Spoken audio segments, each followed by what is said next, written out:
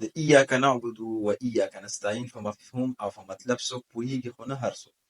البته د مولانا صاحب د خولې واورئ او فټیای ولا ملګري د لازم شعر کې.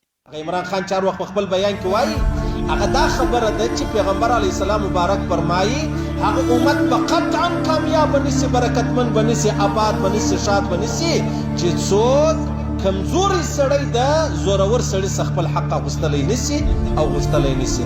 نن دغه معاشره د عاجزانو هیڅ یو کمزوری و غریب و مسکین سړی چې دی هغه د طاقتور سړي څخه خپل حق نسي. خبرې به اوس د ټایم تېرېدو سره سره یوه ثابتېږي او زمونږ په دې قوم به افلای کېږي کم چې د نن نه څو کاله مخکې عمران خان په خپل هر تقریر کې ویلي دي او دغه الفاظ زه وایم په سرو زرو د لیکلو قابل دي، خو په دې قوم کې دونه حس نشته، احساس نشته او جذبه نشته چې دغه فالو کول خو ډېره غټه خبره ده چې د بل ملګري سره خو شعر وي.